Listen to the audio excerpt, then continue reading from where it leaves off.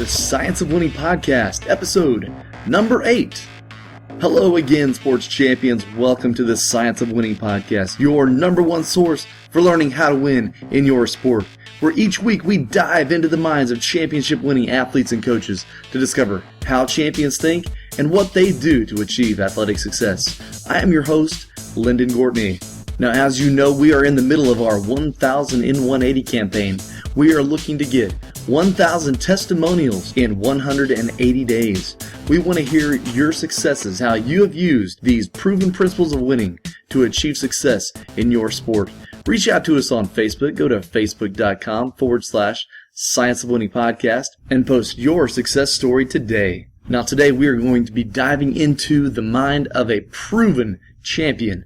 A man who has won many state championships with his team. He is a man that knows how to build a winning program, and he is going to give you tips, tactics, and insights into how you can build a winning program yourself. Without further ado, here is our interview with Coach Bobby Allison. All right, so today we are here with Coach Bobby Allison, the head coach of the boys 5A state champion Tulsa Memorial High School Chargers. Thank you for being with us today, Coach. It's great to be with you. All right, Coach, could you tell our listeners about how many state championships you have won as either a head coach, an assistant coach, or as a player? I've been fortunate enough to participate and coach for 3 state championship teams. Wow. 2008, I was an assistant for Tulsa Memorial. Awesome. Under Eric Savage, and we were able to win the 6A state championship that year. Went off and coached after that for 3 years at Muskogee High School. Okay. A 6A school, and had success there. Then 2 years as a head coach at Morris High School in Morris, Oklahoma, 3A school. Awesome. And I was lucky enough to come back to Tulsa Memorial. Been here the last 5, and we've won 2 state championships in those 4 years. This is my 5th year just starting. That's excellent. And 1 runner-up and 1 semifinal. So 3 total. Played on some good teams when I was a student here at Tulsa Memorial and a player. And 3 total, and hopefully more to come if we stay fortunate. Outstanding. Well, that is awesome. You see right there, ladies and gentlemen, that is the reason we are talking with Coach Allison today. He is not just a flash in the pan, winning one-time state championship. This guy has done it multiple times, and he has a tradition of winning. He has got a track record of success in playing basketball and winning championships. So that's why we're talking to him today, and that is why you are here to learn how to win.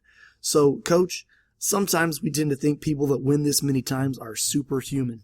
So before we dive into all your depth of your knowledge on basketball, tell us, just take a second and tell us about your human side. Tell us a little bit about your personal life, your family, where you're from, and your hobbies. Well, I grew up in Tulsa, Oklahoma, born in Denver, Colorado in 1983, raised in Tulsa, Oklahoma, raised here my whole life. Grew up a Tulsa Memorial Charger basketball fan, so I'm real fortunate in that aspect that I grew up watching Tulsa Memorial basketball, and all they did was win. Yes. And I was fortunate enough to come here and play on 2 state tournament level teams.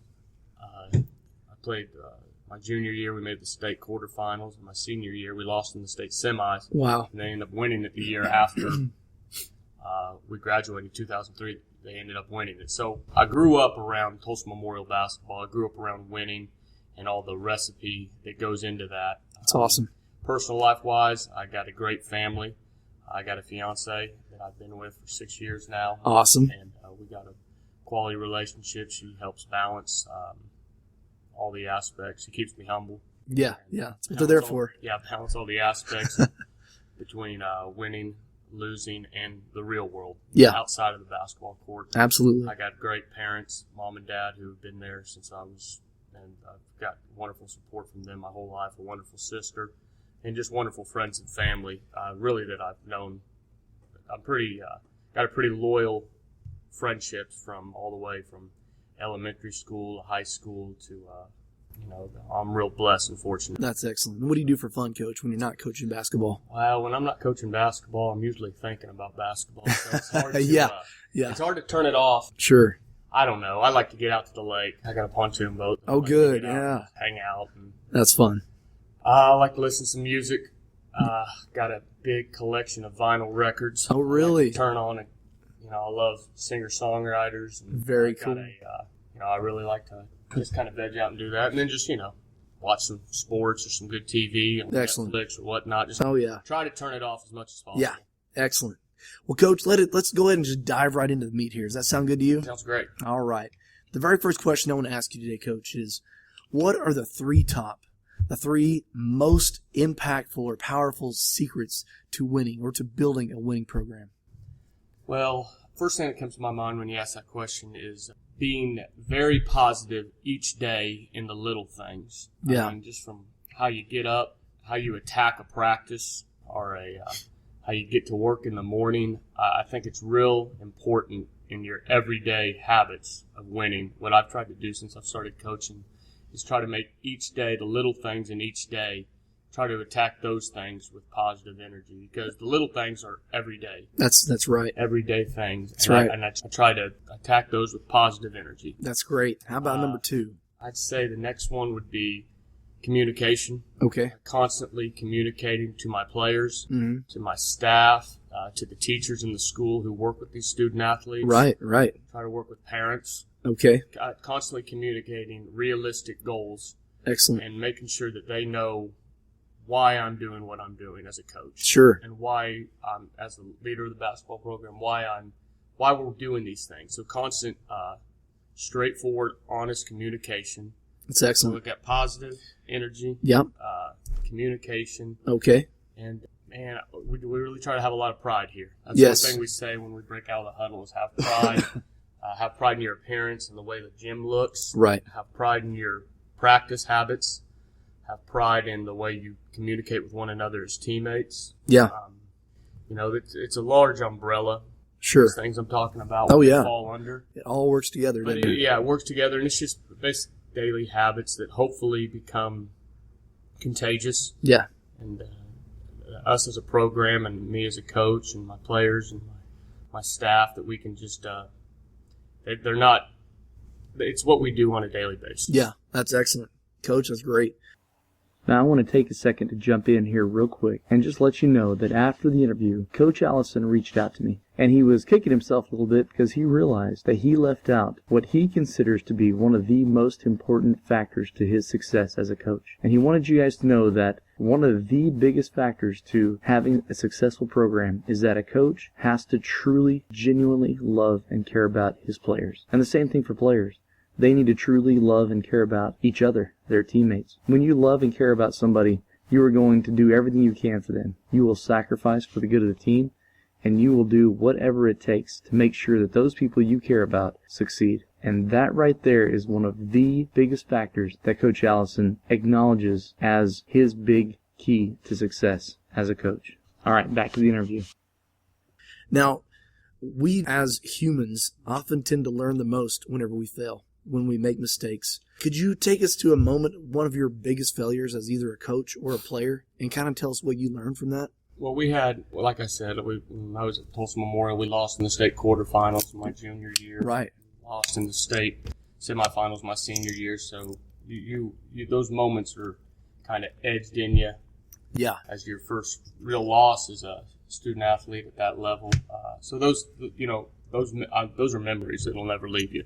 Yes. So but those weren't necessarily down moments. I mean, anytime you play your last game in the state tournament, it's pretty.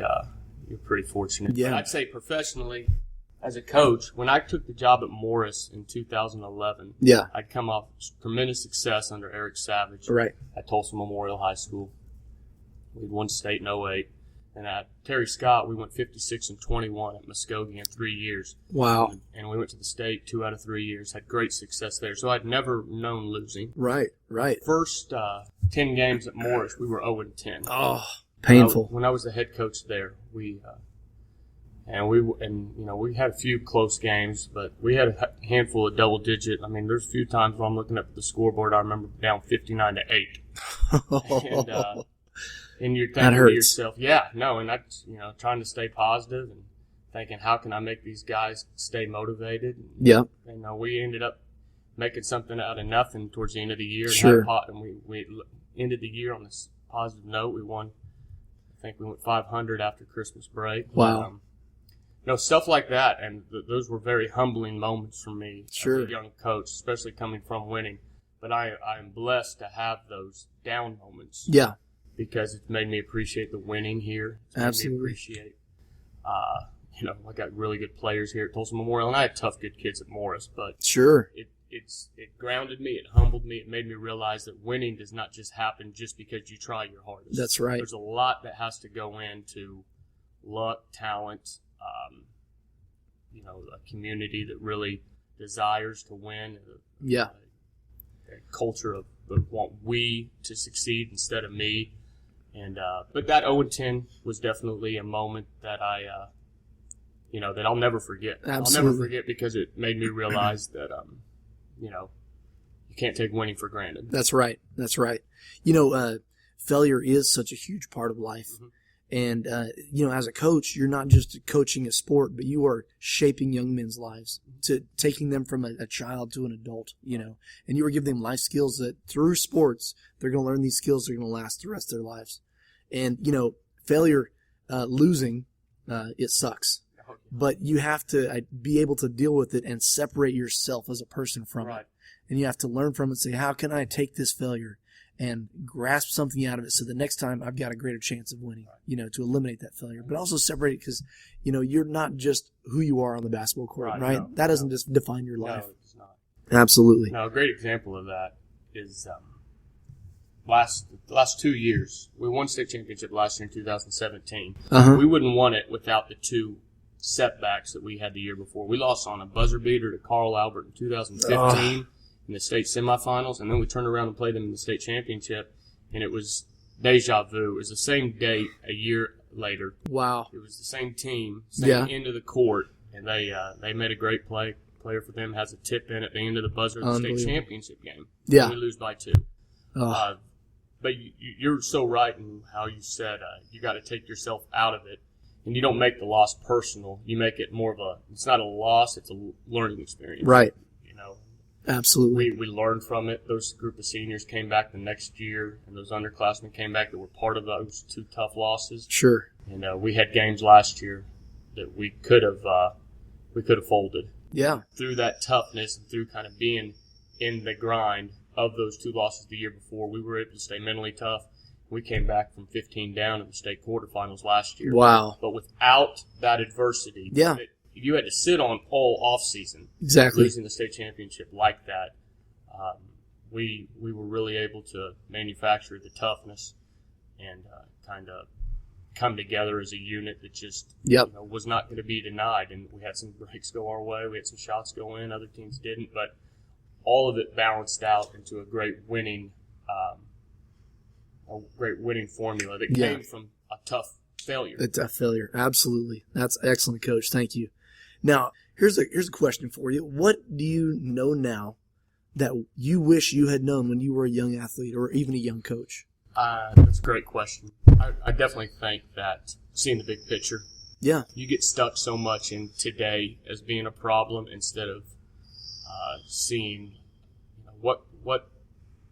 just seeing the big picture. I remember being 16, 17 years old and thinking varsity basketball was the end-all to be-all. Right. Or Yep. anything, and my playing career was not the grandest at all. I mean, I sat more minutes than I played. I understand that. Far, sure. As a player here at Tulsa Memorial. But I remember getting down on yourself or, thinking that, some moments were too big or, right. They kind of crush you. But seeing the big picture, if I could step back and just kind of see, okay, what can I gain from this?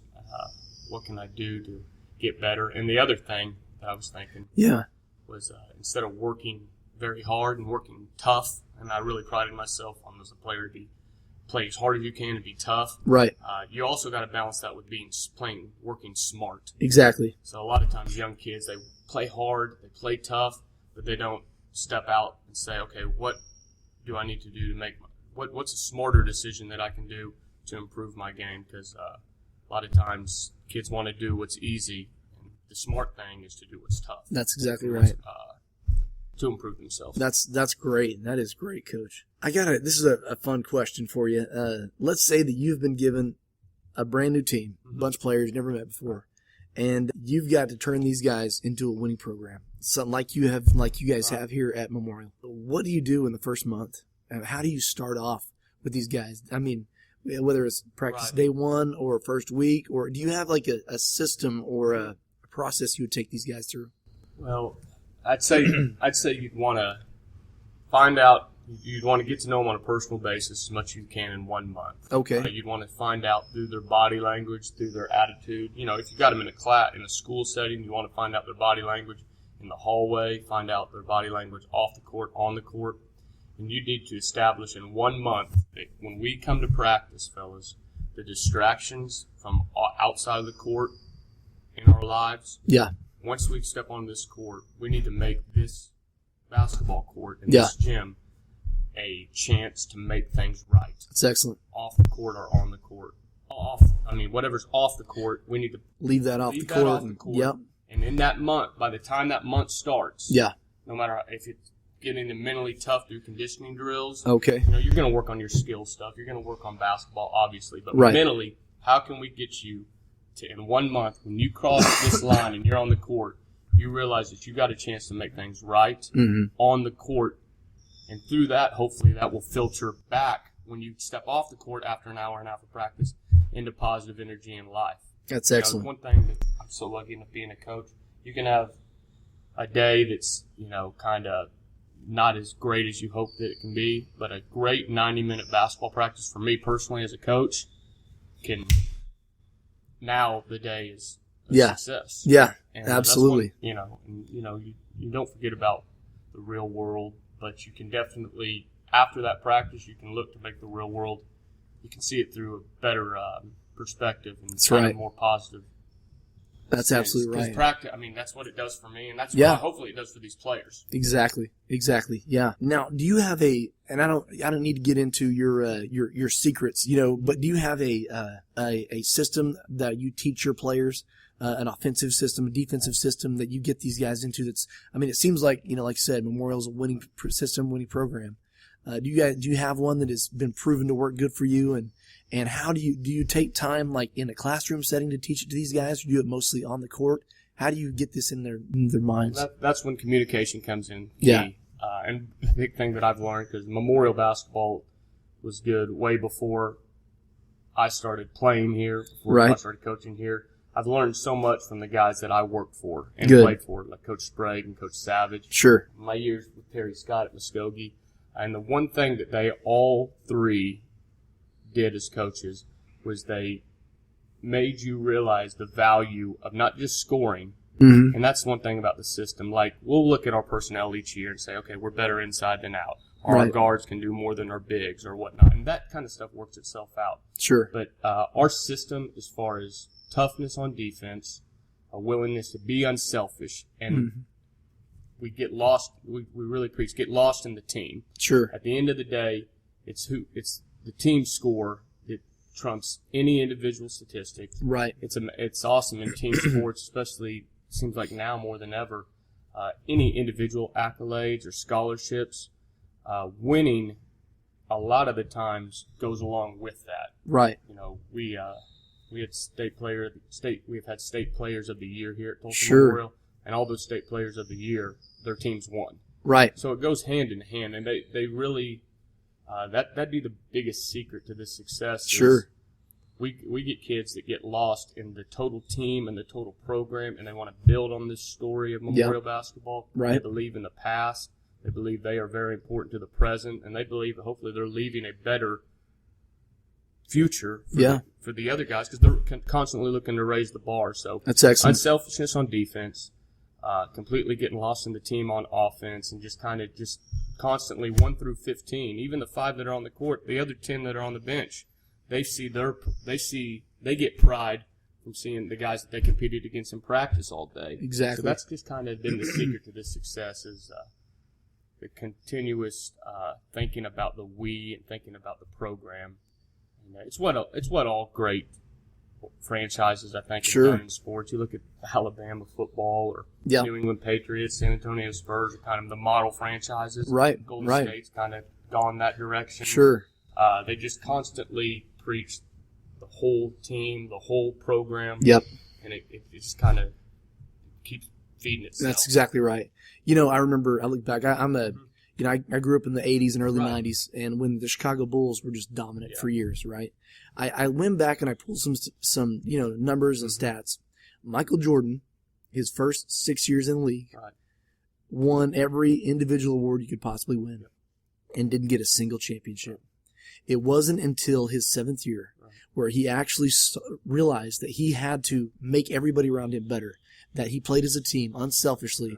You know, he would penetrate in, and instead of making some crazy wild shot, he would hit somebody in the corner for a 3, you know. And that comes from trust. It's exactly right. Yeah, it's exactly right. Trust is a huge thing in that secret to success. And you get that trust from really working hard in practice. If you know that guy you're passing to in the corner has been working on that jump shot, right, you're a lot more likely to feed it to him. Yeah. Because that's come from practice habits, that's come from your daily activity, that's come from, you know, and that's huge. And that's exactly what happened with those Bulls That's teams. right. They trusted each other, and on the other end defensively. That's right. They knew that if they closed down and really played hard defense, that they knew they had help and they had rebounders on one side. That's exactly right. Communicate, and that's another part where we talk about communication and talking on the court, and then how they communicate with each other positively off the court. Sure. All that stuff.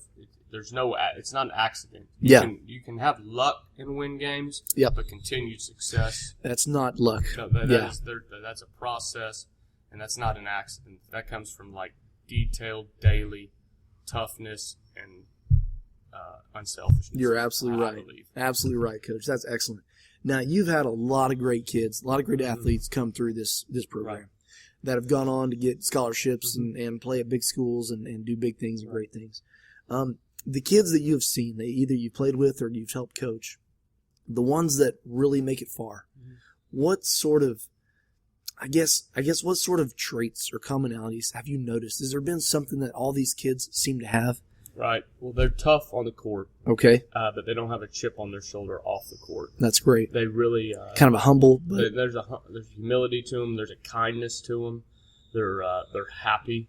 they're not afraid to smile. Sure. Caleb Green, who I played with at Tulsa Memorial, I mean, that guy, he's one of the happiest people I've ever met. Yeah. And his happy behavior and the way he treated people was contagious. And people, and that kind of energy, people want to help succeed. When people want you to succeed, and then you take positive encouragement, your success continues. That's right. When we've had really good teams here, really good players, they've had, they've played with an edge, but they haven't gone over the edge where it's, that there's not an angriness to their game, and there's not an angriness to their lives. Not everybody's life's perfect, and everybody has different disadvantages daily. Challenges, problems, stuff to overcome. Yeah. But if you can maintain a positive attitude where you can make people that you're around better, they make people that they're around better. That's right. It really, as I'm rambling on, that's coming to my head. It's just, can you make people better? And if you can make people better, well, then that's just going to continue to happen. Yeah, absolutely. That's one thing that, with some of the great players we've had. I know Blaze Staub, he had a great run here in 2008 6A Player of the Year. And every day he just constantly looked for ways to make his teammates better. Yeah. Last year's team had so many guys that they were so happy for other people's success. So that's excellent. That kind of stuff just kind of goes together. That's great. That's great. There's I'm a certified pilot, right? Flight instructor.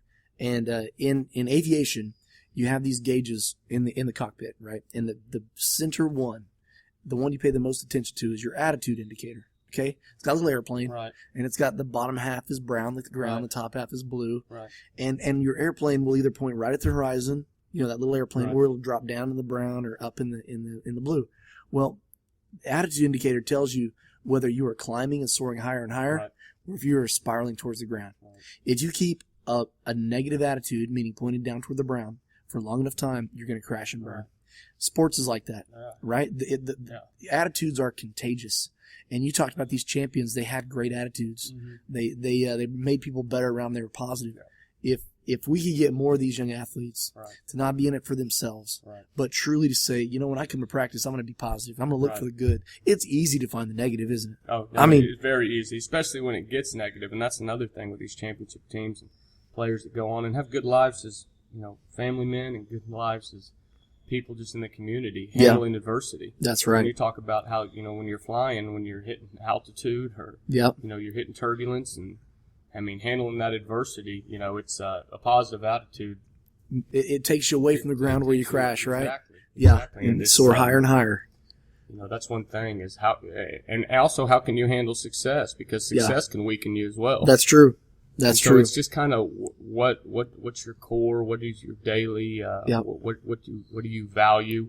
If you can keep that consistent, but with like we said, positivity being part of that.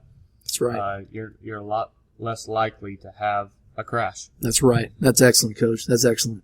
Well, I want to wrap up here. What are you most excited about right now for either this season or for your program or the future of basketball in general? What excites you right now the most? Well, I'm just most excited that I just still get to do this every day. It's such a blessing. I've wanted to be a coach and that's one I felt pretty lucky about. I think since probably about 14 or 15. Yeah. I've just I remember Coach Sprague and just the way he carried himself as a coach here at Memorial and Coach Savage, and I've just had really good guys in my life that, I just was like, man, it seems like they don't have to work every day. It seems like every day is not work. It's more of a labor of love. That's right. So I'm continuing to get to do that. Yeah, so that's great. With that being what I do on a daily basis as a coach, and then I got a good family, and just there's a lot of things to be pumped about. I have great players. I mean, I'm so lucky to have talented players like I do that also they love Memorial basketball. They love their team. Right.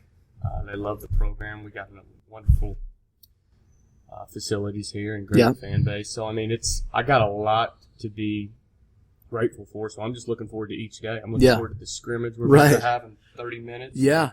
I don't know. It's just fun that a new season, new players, new people get to step up into new roles. So it's why coaching. It's why you see some guys coach 30 to 40 years and have pretty good runs, pretty good stories to tell, because you're constantly getting to have relationships with people, positive ways, and growing as humans and growing as individuals. And it's just really fun. That's great, Coach. Well, I just want to say thank you for taking the time to do this interview with us. Fun. How can our listeners either learn more about your program or get in touch with you if they want to shoot you an email? Right. Well, we're on Twitter. Okay. Tulsa Memorial Basketball Twitter. Okay. People can look. They can just get on there and follow us on that. We keep pretty up-to-date tabs on what's going on in the program schedule-wise. Sure. We have a Facebook as well, Tulsa Memorial Basketball Facebook. Excellent. We really, social media, there's good and bad with it.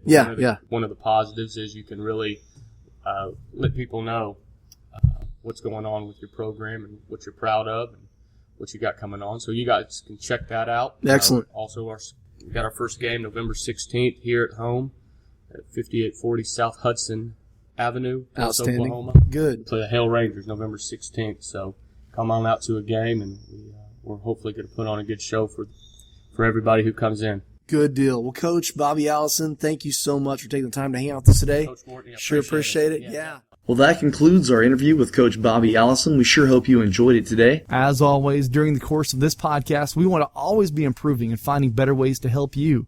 If you can see ways that we can improve this podcast, if there are questions you have, or if there are ways that we can better serve you and add value to you, please reach out to us on Facebook. Just go to facebook.com/Science of Winning Podcast or search Science of Winning Podcast up in the search bar. Just a reminder once again, from the start of our show, we have officially started our 1,000 in 180 campaign. Over the next 180 days, we want to gather 1,000 testimonials from our listeners of how you have used these proven principles of winning to get real results. Tell us your story about how you've used these principles to gain a competitive edge over your competition. Just head to our Facebook page and post your success story today. Now, if you have a sport or a position that you would like us to break down for you, let us know. Just go to our Facebook page and post your question there, and we will answer it either directly to you or in a podcast episode. Now, I'm super excited to hear about your dreams and to help you achieve them. I want you to do me a quick favor. Can you think of 5 athletes, coaches, or parents of athletes that you think would benefit from this podcast? Send them the link to this podcast. Share it with them right now. Show them that you care about their success by giving them this gift. As always, please subscribe to our podcast, give our episodes a rating so that we know which ones you like and which ones we can improve. This is Lyndon Gortney, and you've been listening to The Science of Winning.